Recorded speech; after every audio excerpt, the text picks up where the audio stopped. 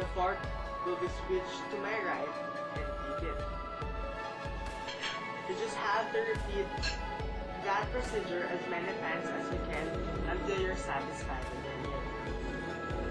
Now, if for example, you just have to get some calls or go to the comfort rooms, just do this silent service code. Remember, this is an American style.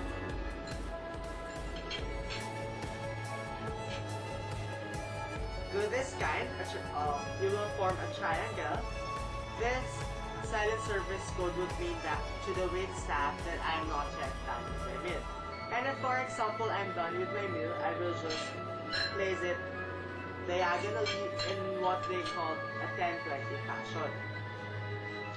Again, imagine as if your plate is a clock. Place the tip of your fork and knife to the 10 o'clock and 20 past the hour of the clock. Now, if you're going to use a European style of dining, in cutting, you just have a small cut. Instead of placing the knife on top of your plate, you just have to rest it like this and eat it. Repeat that procedure again until you're satisfied. And if again you're going to go out to get some calls or go to the comfort room, do the silent service code. Again, this would mean that I'm not yet done with my meal. And if for example I'm done with my meal, I just have again to place it in the 10-20. And the difference is that the times of the fork are placed down. That's the proper way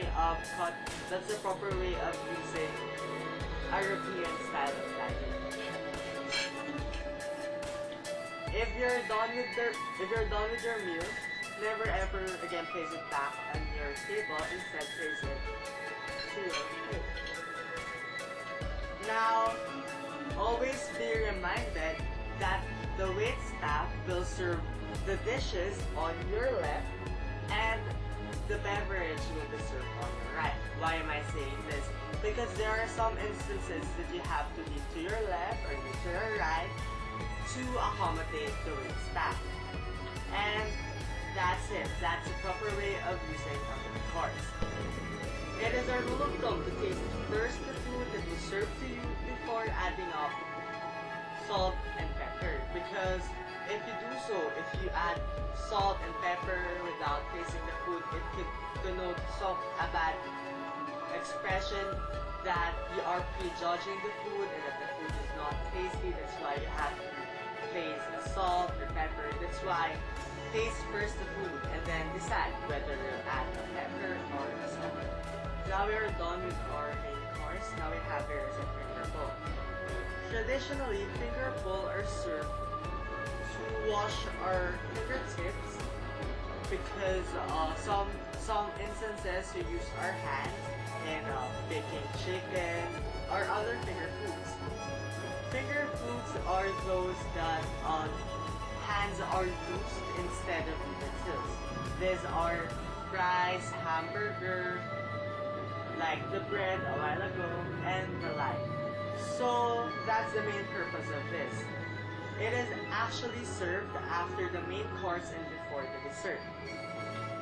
So a waiter will serve you with a dessert plate, a doily, and a bowl filled with half of water.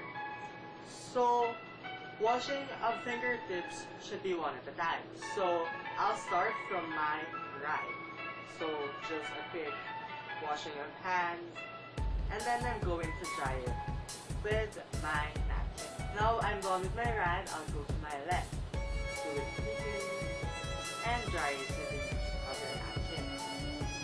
After you're done with this, place your bowl and doily to the place where your bread plate are first placed. And from this instance, I will notice that there are only two utensils remaining on top of my plate. So it is my job as a diner to get this one, take it off, and place it to my left and right. Of course, right are always the spoon and left are always fork. So next we're going to talk about the dessert. Now we're off to our last, the dessert. So we have here the remaining utensils, the dessert fork and the dessert spoon. Since I have carrot cheesecake, I will just use my dessert fork.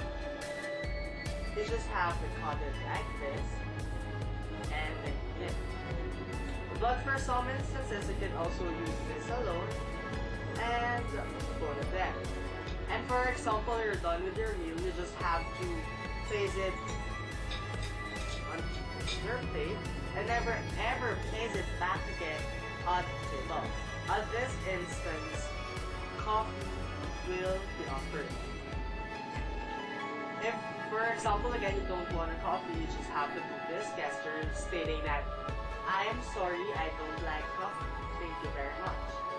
You just have to do like that and never again turn down your coffee cup. If, for example, the cream and sugar are next to you, it is your job to pass it on your right. Say, would you care for some sugar? And then would you care for some cream? Everything with the handle should always point out to the person on your right. You just have to get it like this, turn it around, and give it to the person on your right. As well as with the cream, get it, turn it around, and give it to the person on your right. And that's it. That's the do's and don'ts in dessert and coffee.